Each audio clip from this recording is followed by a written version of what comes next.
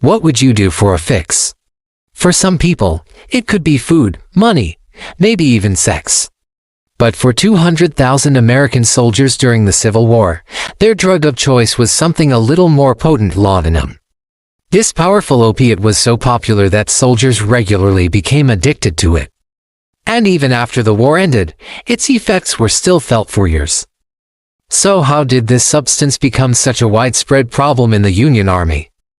Let's find out in today's episode. As we all know, warfare is hell on earth.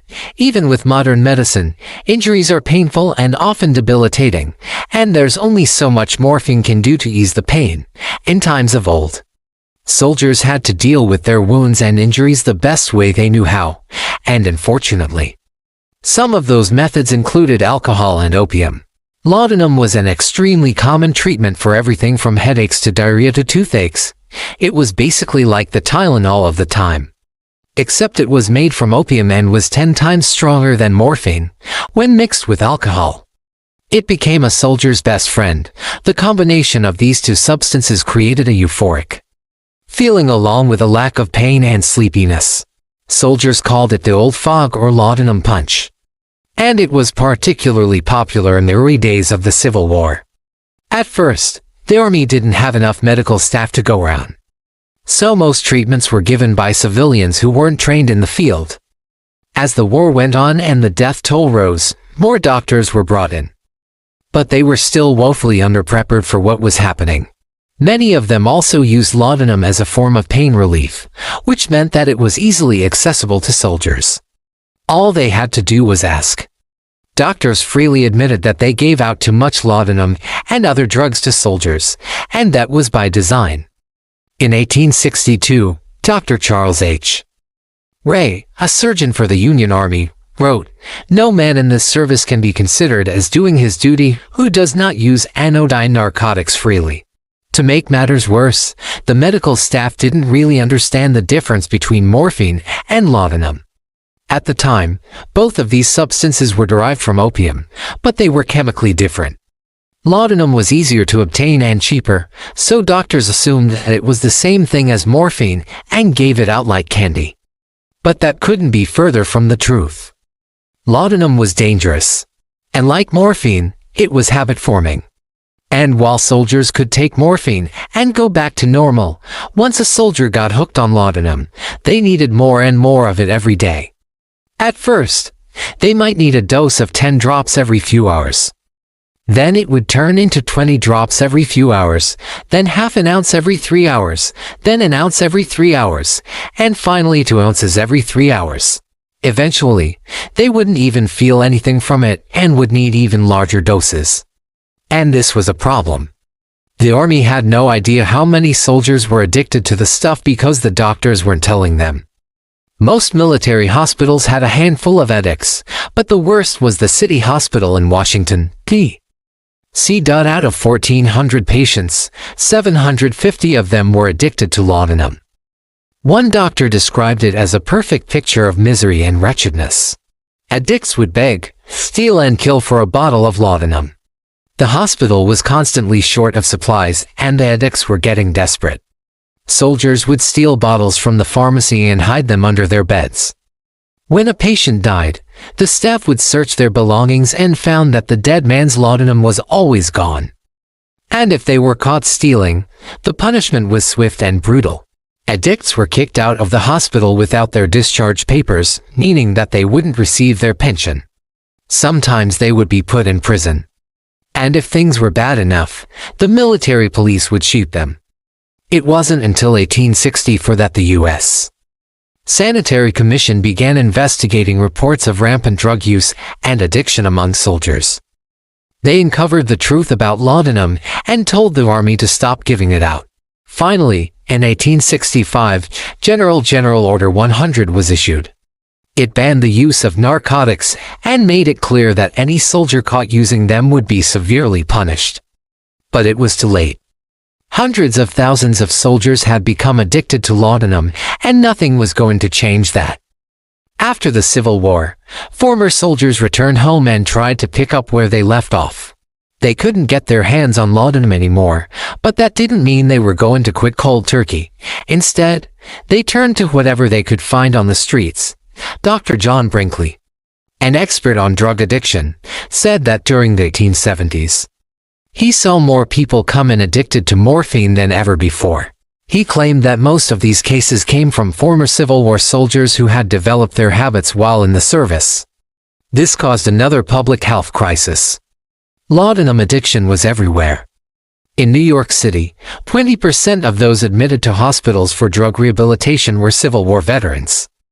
Some states had entire regiments of Civil War veterans who were too addicted to work. The Pennsylvania State Board of Health estimated that there were at least 5,000 Civil War veterans addicted to opium in the state alone. The federal government tried to help by offering free medical care to veterans, but this didn't work. Opium was hard to get, so veterans sought out cheaper alternatives like morphine. By the 1880s, 1 million Americans were addicted to morphine, and the majority of them were Civil War veterans. All of this opium and morphine addiction led to the creation of the world's first anti-narcotic organization, the American Society for the Study of Medical and Experimental Therapeutics. Their goal was to research new ways to treat narcotic addiction, but that proved to be difficult, because no one wanted to admit that they were addicted. In 1908, 3,000 people attended an anti-narcotic meeting in Cleveland, Ohio. Only 200 of them admitted that they were addicts. However, there was hope. Scientists were able to isolate morphine from opium, which meant that they could give smaller doses of morphine to soldiers without them becoming addicted. Eventually, this led to the creation of heroin, which was supposed to be a non-addictive alternative to morphine. We all know how that turned out. While the Civil War officially ended on May 9, 1865, the effects of laudanum continued for decades afterwards. Soldiers had become addicted to this potent opiate, and it took years for them to kick the habit. As the war dragged on, more and more soldiers turned to laudanum to help them cope with the horrors of battle. And when it was finally over, they couldn't stop taking it. That's why the Civil War is known as the Opium War. Laudanum may be gone, but it's left a legacy that lives on in the form of addiction. What do you think? Was laudanum right for the time? Let me know in the comments. And don't forget to check out our other videos. Thanks for watching. The Civil War was one of the deadliest conflicts in human history, but there were other consequences that are not widely discussed today. After the war ended, many veterans suffered from opium addiction. So why did this happen? In this episode of Hardcore History, we will find out why so many Civil War veterans became opium addicts. The United States entered the Civil War with high hopes, believing they could quickly defeat the Confederacy. But they soon realized it would be much more difficult than expected. For long years, the Union Army fought to preserve the United States and free the enslaved people in the South. When the war began, President Abraham Lincoln issued the Preliminary Emancipation Proclamation, which stated that all enslaved people in Confederate territory were to be freed. This was a bold move that would change the course of the war and make the U.S. the first modern anti-slavery nation. The enslaved people that escaped were promised freedom if they joined the Union Army, which around 200,000 African Americans did. Even though they faced intense racism within the Army, these soldiers served bravely and made significant contributions to the Union victory. By the end of the war, over 18,000 had died from combat wounds, disease, and were killed by their own comrades. These sacrifices allowed for generations of African Americans to come after them and enjoy freedom. But it wasn't just the physical toll that the war took on those who fought in it. Many soldiers developed severe opium habits while on the battlefield. During the Civil War, soldiers used opium to deal with the harsh realities of combat. At the time, opium was widely available and seen as a miracle drug. That was because opium offered a quick escape from the horrors of war. It was considered a painkiller, sedative, relaxant, and it even helped soldiers cope with the constant threat of death. Sadly, it also became the most commonly used drug during the Civil War. Opium comes from the opium poppy plant, and it has been used for centuries in traditional medicines around the world. It is extracted from the seeds of the plant, and when smoked or injected, it causes feelings of euphoria, relaxation, and pain relief. However, opium is highly addictive and can cause serious health problems, including respiratory depression, constipation, and decreased libido. Despite these risks, the soldiers continued to use it during the Civil War. In fact, it was commonly given to soldiers before battles to help them stay awake and focused. And it was also used to treat wounded soldiers. There were even entire regiments of Civil War soldiers who were given opium to keep them alert while on duty. The soldiers called these regiments the Opium Guard. They were stationed at important locations such as bridges and railroads and were given opium to prevent enemy infiltration. The use of opium by Civil War soldiers is a lesser-known aspect of the war that had a profound impact on those who fought in it. Unfortunately, many soldiers became dependent on the drug and were unable to stop using it even after the war ended. This led to a surge in opium addiction among Civil War veterans, which persisted for years after the conflict had ended. The effects of opium addiction on veterans and their families were devastating. Many veterans were unable to hold down jobs or maintain relationships because of their addiction. Some even resorted to stealing or begging to obtain opium, which only made their situation worse. The social stigma surrounding opium addiction meant that veterans were often shunned by society, which only added to their struggles. It was not until the early 20th century that the United States began to crack down on opium addiction. In 1914, the Harrison Narcotic Act made it illegal to prescribe opium without a license, which significantly reduced the availability of the drug. However, by this time, many veterans had already developed severe opium habits and were unable to stop using the drug. The result was a generation of Civil War veterans who struggled to cope with the physical and psychological effects of opium addiction. Opium addiction among Civil War veterans was a complex issue that resulted from the widespread use of opium during the conflict.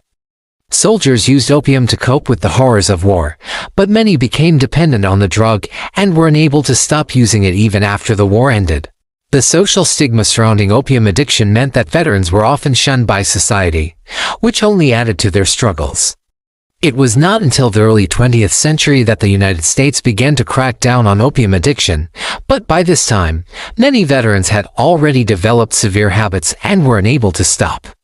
The legacy of opium addiction among Civil War veterans serves as a reminder of the toll that war can take on those who fight in it. The Civil War was one of the most significant events in American history.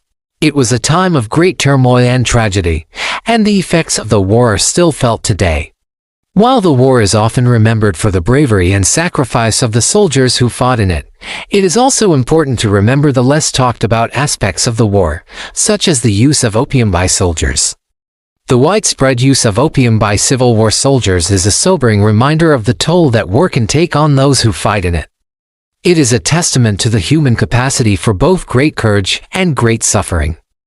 As we remember the Civil War and the sacrifices that were made, it is important to remember the soldiers who used opium to cope with the horrors of war and the devastating impact that this drug had on their lives. At the beginning of the Civil War, the United States Sanitary Commission was established to provide medical supplies and services to the Union Army. The commission was responsible for providing food, clothing, and medical care to soldiers, as well as for establishing hospitals and training nurses. One of the major responsibilities of the Sanitary Commission was to provide medical supplies to the Union Army. This included everything from basic supplies like bandages and antiseptics to more advanced medical equipment like surgical instruments and anesthesia. The commission worked with doctors and other medical professionals to determine the needs of the Army and then purchased and distributed the necessary supplies. In addition to providing medical supplies, the commission also played a key role in establishing hospitals for the Union Army. These hospitals were often located in converted buildings or tents and provided care for wounded and sick soldiers. The commission also helped to train nurses who would staff these hospitals and provide direct patient care. Overall, the U.S. Sanitary Commission played a vital role in providing medical care to the Union Army during the Civil War. Its efforts helped to save countless lives and alleviate the suffering of thousands of soldiers. The Commission's work was made possible by the generous donations of time, money, and resources from citizens across the United States. Without the support of the American people, the Commission would not have been able to carry out its vital mission. Although it is a lesser-known aspect of the Civil War, the role of the U.S. Sanitary Commission in providing medical care to soldiers should not be overlooked. The Commission's efforts were instrumental in saving lives and alleviating suffering during one of the most brutal conflicts in American history. After the Civil War, many soldiers found it difficult to reintegrate into civilian life. They had experienced the horrors of war and the camaraderie of military life, and it was hard to adjust to civilian life. Many soldiers also suffered from physical and psychological wounds that were not visible to the naked eye. They had seen things that no one should ever see, and they carried the emotional scars of war with them for the rest of their lives. Some soldiers turned to alcohol or drugs to help them cope with the trauma of war. Others struggled to find meaning in a world that seemed so peaceful after the violence they had experienced. Many soldiers also struggled to find employment. They had been trained to fight, not to work in a civilian occupation. And they often found themselves competing for jobs with civilians who had not been away fighting for years. This competition was especially fierce for African American soldiers, who faced discrimination and racism in the job market. As a result of these challenges, many Civil War veterans became homeless. They were unable to find work or support from their families, and so they were forced to live on the streets. Many veterans also struggled to find medical care for their physical and psychological wounds. They had been injured or wounded in battle, and some had lost limbs or suffered from chronic pain. But without access to quality medical care, their injuries often worsened. This lack of access to medical care was especially true for African American veterans, who were often denied treatment in white hospitals. Despite these challenges, Civil War veterans and their families persevered. They created communities of support and helped each other to navigate the challenges of post-war life. They also advocated for greater access to medical care and other services for veterans. Their activism helped to improve the lives of veterans and their families and paved the way for future generations of veterans to receive the care and respect they deserve. The Civil War was a defining moment in American history, and its impact is still felt today. For the veterans who fought in the war, it was an experience that shaped their lives in profound ways. From the physical and psychological wounds of combat to the challenges of reintegrating into civilian life, veterans of the Civil War faced a unique set of challenges that continue to resonate today. Their stories are a reminder of the human cost of war and the importance of supporting those who have served our country. Now it's time to make your voice heard. Head down to the comments section and tell us what you think about the Civil War and the use of opium by soldiers. What are your thoughts on the challenges faced by veterans and their families? Let's have a respectful and thought-provoking discussion. When we think of Civil War soldiers, we imagine men marching in formation, firing volleys at one another and living in camps while they wait for their next orders. But if you've watched enough of our videos, you know that these guys were real people with real problems. And those problems included addiction. Both sides used recreational drugs during the war, but who was worse, the Union or the Confederacy? Let's find out. This is the battle of the drugs. The Confederates had been fighting a defensive war for almost 2 years before the arrival of opium hit their ranks. By 1863, the war was not going well for them, and morale was sinking lower than a manhole in a latrine. The Emancipation Proclamation had turned the conflict into a war over human bondage. And to top it all off, the weather was terrible. That winter was one of the most brutal Virginia had ever seen. As a result, the troops became desperate for something to lift their spirits. Enter opium, also known as the poor man's morphine. It was cheap, easy to obtain, and more available than ever thanks to a new delivery system. In the past, opium was usually smoked or taken by mouth as a tea. But now soldiers could take it in capsules, conveniently called powders. Opium use was already widespread in the Confederacy. Soldiers carried it on the battlefield to dull the pain of battle and help them sleep afterwards. A soldier named John Taylor wrote home about his friend Tom Green, who took the drug to deal with the trauma of combat. He has used opium so much that he has become a perfect toper. Last night he got drunk on 12 grains of laudanum and was perfectly drunk for 8 hours. He says it is a glorious habit and a great relief from pain and trouble. Taylor wrote this in July of 1863. So the drug's popularity was growing. But what does opium actually do? Well, it can cause feelings of euphoria and relaxation. It acts as an analgesic, meaning that it kills pain signals being sent to the brain. And it's a depressant, which means that it slows down the central nervous system. Because of its availability and effectiveness, opium quickly became part of everyday life for the average Confederate soldier. Many even grew to like the drug because of how it made them feel. After all, who wouldn't want to be happy when surrounded by so much death? According to a letter from Captain Walter W. Duval, opium was such a common drug that it was just considered a normal part of Army life. "We live on fried bacon and hard bread, coffee and opium," he wrote. Opium is very prevalent in all the armies here and is regarded by many as a stimulant, though in reality it is a narcotic. Its effects are like those of morphine. He also said that some soldiers preferred the drug to alcohol because it didn't make them as boisterous, thus making it easier to sneak into a bottle. Opium could also be mixed with alcohol, a concoction known as hoochie coochie. You can probably guess why this was popular. Confederate General Joseph B. Kershaw was well aware of the situation. He once stopped an entire regiment for smoking opium on duty and told them to pick up their drug habits after hours instead. When he threatened to have them shot for smoking on duty, one of the men asked him, "Sir, if we smoke after mess call, won't that interfere with the evening parade?" Kershaw's reply, "Yes, it will interfere with the parade, but it won't interfere with your shooting." Despite its drawbacks, opium remained popular throughout the war. And since it was in such high demand, the Confederacy began to grow the crop themselves rather than importing it. They set up plantations in northern Alabama, western Tennessee, and eastern Kentucky. The result, a mild form of opium that wasn't very effective at treating pain, but sure did make soldiers feel good. As for alcohol, it was just as popular in the Confederacy as it was in the Union, except there was one major difference. Confederate soldiers drank more than their Yankee counterparts, and they weren't afraid to show it. Southern culture was, and still is, known for its heavy drinking, and the war didn't stop that. For many Southerners, whiskey was a way to forget about the hardships of war and remember the good times back home. And fortunately, the Confederate Army wasn't much different from any other army. Alcoholism was rampant, and officers looked the other way when their men got drunk. That's because everyone knew that getting drunk was the best way to forget about the horrors of combat. Lieutenant Colonel Milton Barrett described a typical night for his regiment. Whiskey was selling at $1 a quart, and everybody was getting drunk. Some of our boys were trying to get into a little old log cabin to get a drink. I could hear them singing songs and having a general good time.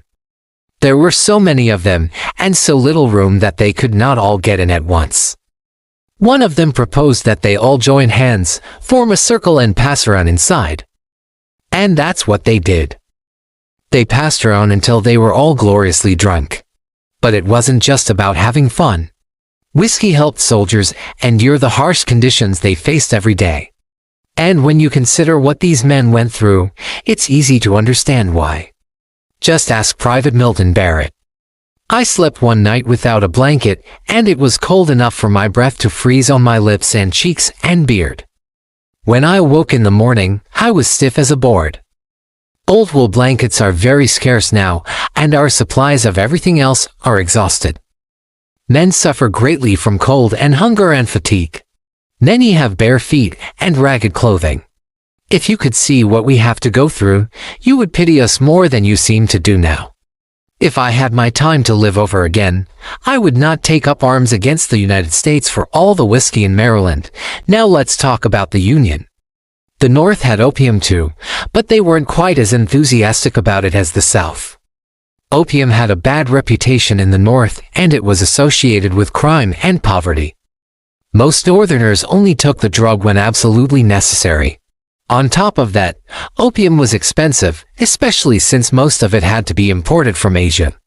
So while it was available, it certainly wasn't common. For the Union Army, alcohol was a bigger problem. At first, things were pretty tame. Drinking was basically a part of life for most Americans, and it wasn't frowned upon by the government. But as the war dragged on, things changed. Soldiers started drinking on the job, which led to them missing important formations and not doing their duty. When that happened, commanders cracked down, and alcohol was eventually banned from military bases. But it wasn't that easy. Soldiers were still able to sneak alcohol onto post and drink in secret. The problem was that it caused problems. Drunken soldiers started to get injured more often. They also started to fight each other more. And no one wanted to see that. The Union also tried to replace alcohol with something healthier, coffee. And that might sound weird, but it actually worked for a lot of soldiers. Coffee gave them a boost when they needed it, and it kept them awake during long hours. Plus, it didn't make them smell like stale waste and regret. And since coffee was easily accessible, it became the drink of choice for a lot of Union soldiers. It wasn't uncommon for a coffee house to pop up near a Union camp. These businesses served coffee and pastries to soldiers and officers alike, giving them a place to relax and enjoy a hot meal. Now, while the North did try to cut down on alcohol consumption, they weren't above using alcohol as a weapon. Early in the war, both sides used spiked cider to lower the inhibitions of enemy troops, then steal their weapons and force them into surrender. Basically, it was like slipping a roofie into someone's drink. While the practice only lasted a few months, it shows how far both sides were willing to go to win. At the end of the day, both sides were guilty of heavy drinking and drug use. And they both used substances to cope with the stress of war. The only difference was that the Confederates liked opium a little more than the Union. We hope you learned something new today. Thanks for watching. I'm going to talk about what the Civil War did to the brains of those who fought in it, specifically those who developed addictions from copious amounts of morphine or opium being available. It was a crazy time. Welcome back. Here we go again. The Civil War was an interesting time because there were a lot of medical advancements that happened during this time. For example, the first use of antiseptics by Joseph Lister started gaining traction in the United States and Europe around this time. But there was also another thing that was really big during the Civil War, which was the use of opiates. Opiates were used extremely liberally. Back then, they didn't have things like hydrocodone, oxycodone, so they were using morphine and opium and laudanum. Laudanum is basically a tincture of opium. And so they were giving this stuff out like candy. Now, laudanum has been around forever. In fact, one of my favorite historical figures, Elizabeth Blackwell. One of the first women to graduate from medical school in the United States, she actually had a laudanum addiction. She gave herself laudanum for pain and then it turned into an addiction. So this stuff was known to be addictive, but yet it was given out to soldiers liberally. The amount of opium used in the United States quadrupled between 1860 and 1870, so right at the Civil War era. That's when it peaked, and then it came down. They stopped using it as much after the Civil War. Why? Because there were too many people who were addicted to it. Now, to put that in perspective, opium consumption, the amount of opium being consumed in the U.S., went from 2,600 pounds in 1860 to 14,000 pounds in 1870, and then dropped down to 3,000 pounds in 1880. Now, if you look at the amount of opium being imported from China into the United States, it looks pretty similar. So why are we consuming less opium? Well, that's because so many people are addicted to it. So they made it illegal. They passed laws making opium smoking in public places illegal, and then eventually they decided to make it completely illegal. This is how we got the Harrison Narcotic Act of 1914, which was the first step towards prohibition. We're gonna have another video on that. So stay tuned for that video. But anyways, let's talk about how this affected the soldiers. So there were two types of soldiers. There were those who just used it once or twice, and then there were those who became addicts. For those who just used it once or twice, they probably don't have any lasting effects. However, for those who became addicts, well, there's a couple of problems with that. First of all, when it left their system, they felt terrible. They were having all sorts of withdrawal symptoms. So for those who got addicted to this stuff, when they stopped getting it, they could not stop shaking. They would have tremors. They would sweat a lot, might even get seizures, they might even die. When the Civil War ended, where do you think all those soldiers went? They went home. So now they were back in society, and society is not equipped to handle these veterans who have addictions. So what happens to them? Well, some of them end up dead. You know, unfortunately, suicide rates were very high among veterans of the Civil War. And one of the reasons for that was because they couldn't deal with the withdrawal symptoms. Maybe they thought it would be easier to just die from an overdose than to deal with years of withdrawal symptoms. But the other thing is that society wasn't equipped to handle people with addictions. So these men who were suffering from opioid use disorder, they were judged. They were looked down upon. They were called names. They were ostracized.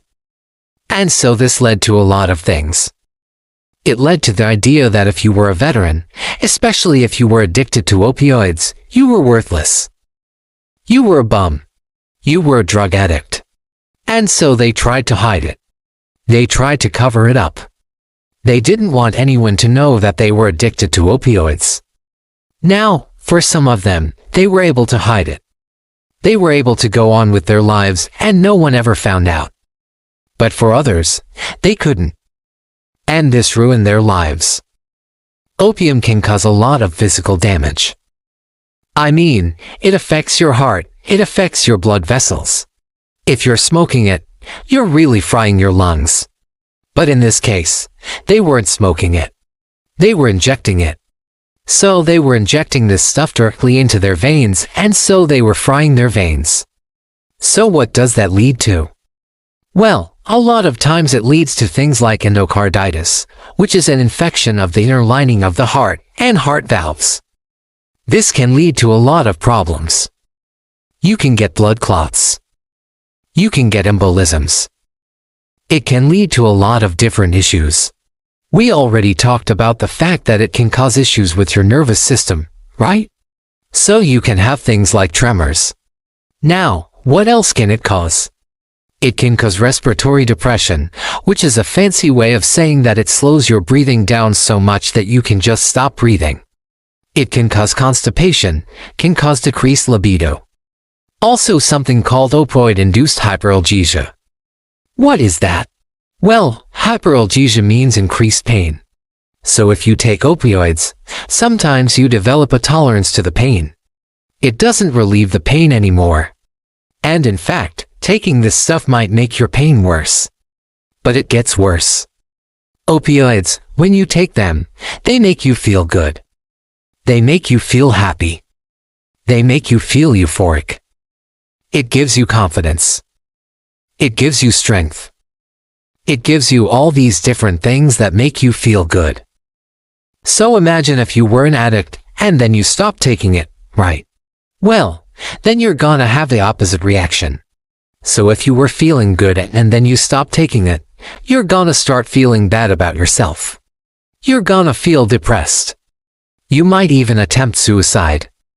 Also, if you become tolerant to the dose that you're taking, what do? You have to increase the dose. So what happens when you increase the dose? Well, you increase the side effects as well. So what ends up happening is that you end up taking more and more and more, and then you're just a walking side effect at that point. You're having trouble with your heart. You're having trouble with your lungs. You're having trouble with your brain. You're having trouble with your life. And so that's what the Civil War did to a lot of people. It turned them into addicts. It destroyed their lives. A lot of people who fought in the Civil War, whether they were Confederate or Union, they had these disabilities for the rest of their lives. They were suffering from opioid use disorder for the rest of their lives. Now, if you watch my last video, you know that a lot of veterans from the Civil War also suffered from mental health problems. So now you have a physical disability, you have a mental disability. You go back to your town, right? And you're not able to work. You're not able to contribute to society, and everyone thinks that you're lazy. Everyone thinks that you're just trying to collect your pension. They think that you're trying to get money from the government by saying that you have all these different problems. So what happens is that you're struggling mentally, you're struggling physically. People don't understand it. Society doesn't understand it. Families don't understand it. Friends don't understand it. And so they end up judging you. They end up thinking that you're a bum. And so this is why we see so much judgment towards veterans. This is why we see so much stigma against veterans. It goes back to the Civil War. It goes back to a time where these men were suffering. They were in pain and no one understood it. They were given drugs to help cope with the pain, and then they became addicts and no one wanted to help them. If you want to learn more about the Civil War, check out this playlist over here. I'll see you next time.